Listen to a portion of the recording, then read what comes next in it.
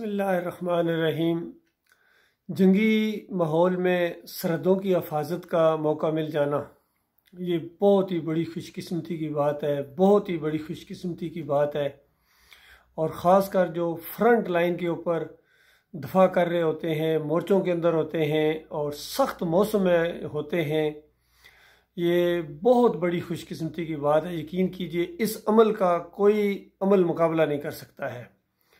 तहज्जुद गुज़ार, रोज़ेदार, नमाज़ों पढ़ने वाले, कोई इस अमल का मुकाबला नहीं कर सकता है। और ये वो अमल है जिसके बारे में नबी सल्लल्लाहु अलैहि वसल्लम ने इरशाद फरमाया था कि ये जारी रहने वाला अमल है। यानी इस हालत में अगर किसी की मौत आ जाए तो वो तो वैसे भी शहीद है, लेकिन अगर पहरा देते हुए इसकी मौत आ जाए सरहदों की, रात को खासकर ड्यूटी देते हुए, तो एक रात की ड्यूटी का जो अजर है वो तसव्वुर में भी नहीं आ सकता है। क़यामत तक वो जारी रहता, गोया क़यामत तक वो बंदा खड़ा रहा अल्लाह के लिए।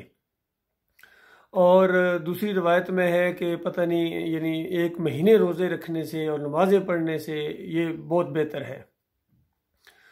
ये कल परसों हमारे आर्मी चीफ फ्रंट लाइन का दौरा भी करने गए और वहाँ अपने फ़ौजियों की खूब हिम्मत अफजाई भी की, उनका हौसले दिए और कहा कि तुम फ्रंट लाइन हो, तुम्हारे पीछे गोया पाकिस्तान है, तुम पाकिस्तान के मुहाफ़िज़ हो। और भी कितनी वाज़ो नसीहत की होगी और उनका मुराल ऊपर किया होगा। लेकिन एक बात जो उन्होंने नहीं बताई और ना ही वो बता सकते हैं और ना ही उनके बस की बात है और ना ही उनकी वो फील्ड है, वो है ईमान खालिस की तरबियत करना फ़ौजियों के अंदर।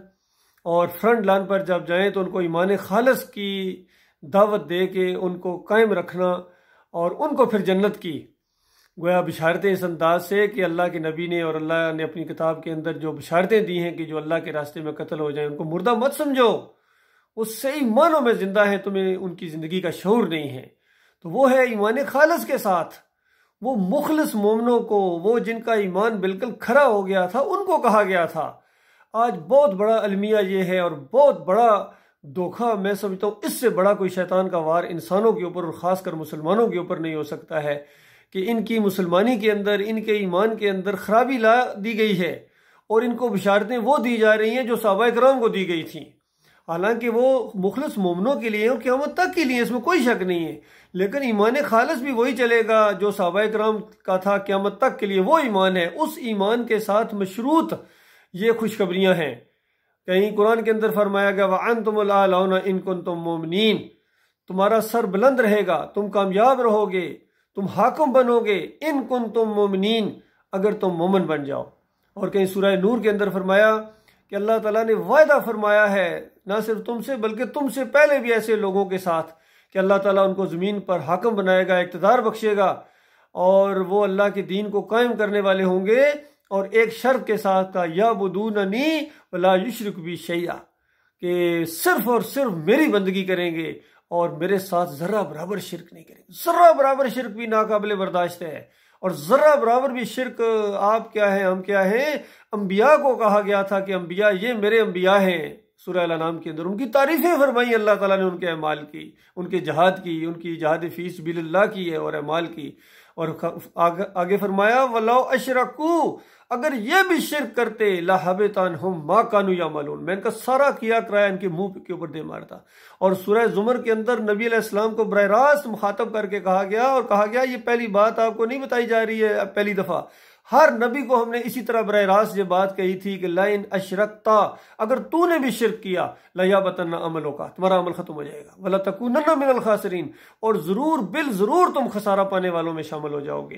तो अल्लाह के बंदो ये बात पहले है। ये बात जब मैंने अपनी रेजिमेंट 7 पंजाब में ये बात कही कि ईमान अकीदा तो दुरुस्त करो, तुम्हें क्या हो गया है, तुम पीटी परेड में या अली मदद और दम दम अली नारे लगाते हो और उसके बाद जितनी दूसरी नजरों न्याजें हैं, कभी 11वीं चल रही है, कभी 12वीं चल रही है, कभी मज़ारों से डरते हो, कब्रों के ऊपर चादरें चढ़ाते हो, तो ये तावीज़ भी तुमने पहने हुए हैं और तुम जात पर जा रहे हो। बताओ तुम्हें ईमान की कुछ खबर है? और फिर ये जमहूरियत का जो मुशरकाना और काफराना और तागूती निज़ाम है, इसके आप मुहाफिज बने हुए हैं और हर तागूती निज़ाम एक बुत है और हर बुत के तुम हिफाजत के लिए पूरी तरह वो तजदीद करते हो, ऐद करते हो कि हम इनकी हिफाजत करेंगे तो उसके बाद आपको अल्लाह जन्नत देगा। सवाल ही पैदा नहीं होता मेरे भाइयों। सवाल ही पैदा नहीं होता है। पूरी दुनिया आपको शहीद कहे, पूरी दुनिया के फूल आपकी कब्र के ऊपर निछावर कर दिए और फिर हर साल चढ़ाए जाते रहें, जो मर्जी हो जाए, पूरी फौज के सारे अफसरान आपको शहीद कहें, लेकिन अल्लाह के फैसले को नहीं बदली कर सकते हो। लिहाजा लिल्लाह तौबा करो, माफ़ी मांगो। ये बात मैं आपको बताऊंगा, आपका असली खैरख्वाह, आपका भाई, फौजी भाई आपका, और जो ख़ास कर मेरी आवाज़ जहाँ जहाँ तक पहुँचे हमारे फौजी जवानों तक, उनके ऊपर मेरी ये बात है, जहाँ जहाँ तक ये उनके कान सुने कि देखो अपना ईमान बिल्कुल खालिस करके जंग लड़ना।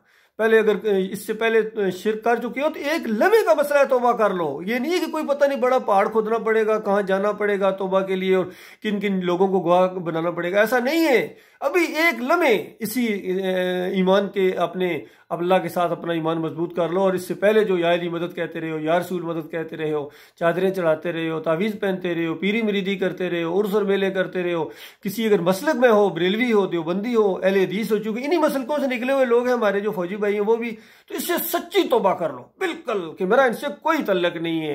ये उजरती लोग हैं, नमाज पढ़ाने के पैसे, अजान देने के पैसे, मेरा इनसे किसी किस्म का कोई तल्लक नहीं। या अल्लाह मेरा सिर्फ तुम्हारे साथ तल्लक है, मैं आपका बंदा हूँ। इय्याका नअबुदु व इय्याका नस्तईन। अपना माथा अपने मालिक के सामने टेक दो और कहो कि मालिक मेरी तौबा है, इससे पहले जो इन्हीं मौलवियों और इन्हीं लोगों की वजह से मैं तेरे साथ शरीक ठहराता रहूं। मैं अल्लाह मेरे प्यारे मालिक, अब तो मैं जंग के लिए जा रहा हूँ, सामने गोली किसी टाइम आ सकती है, मेरे मालिक मुझे माफ करना।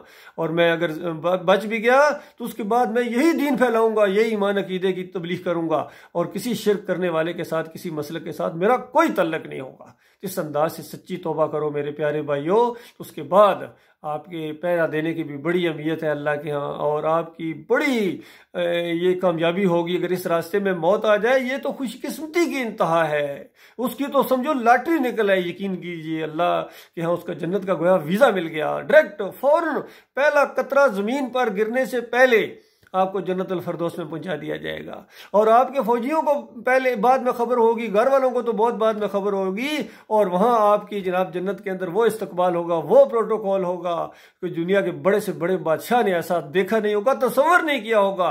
चीफ ऑफ आर्मी स्टाफ का क्या प्रोटोकॉल होता है यहाँ दुनिया के अंदर, तुम्हारा स्पाई हो वो वहां प्रोटोकॉल होगा। फरिश्तों की जुलूस के जुलूस आएंगे, यकीन कीजिए, और तुम्हें इस तरह शान शौकत के साथ जन्नतुल फरदौस की तरफ लेके जाएंगे। लेकिन शर्त है ईमान खालिस की, शर्त है ये, इस शर्त के साथ है, अगर इस शर्त को आपने पूरा ना किया तो फिर बहुत बड़ा खतरा है, बहुत बड़ा खतरा है, फिर बहुत बड़ा खतरा है। फिर जन्नत की खुशबू तक ना पा सकोगे और दुनिया में भी जलीलो ख्वार हो सकते हैं, आखिरत में भी। मेरे भाइयों तौबा करो, लिल्लाह माफ़ी मांगो अपने मालिक और खालिक से। सबसे मैं सही मानों में आपका खैर ख्वाह हूँ, यकीन कीजिए। हालांकि 35 साल हो गए हैं, फौज ने मेरे साथ बहुत यानी जुल्म किया है, लेकिन मैं कभी इस अंदाज से जिस तरह ये दूसरे लोग अपनी फौज के खिलाफ भौंकते हैं, मैं वो उनमें से नहीं हूँ। मैं तो खालिस अपने भाइयों का खैर ख्वाह हूँ ताकि इनका ईमान अकीदा दुरुस्त हो। अल्लाह ताला हमारी सरहदों की हिफाजत फरमाए। अल्लाह की मदद तुम्हारे साथ उस वक्त आएगी, फरिश्ते तुम्हारे लिए आएंगे अगर ईमान तुम्हारा सही है। और ईमान अकीदे के अंदर खराबी है तो फिर फरिश्ते तुम्हारे साथ नहीं है, फिर अल्लाह की मदद तुम्हारे साथ नहीं है। फिर सब कुछ तुम्हारे साथ हो सकता है लेकिन अल्लाह तुम्हारे साथ नहीं है। अगर आपका किसी शिरक के साथ तल्लक है, अल्लाह ताला गौर व फिक्र करने और शिरक से सच्ची तौबा करने की तौफीक अता फरमाए।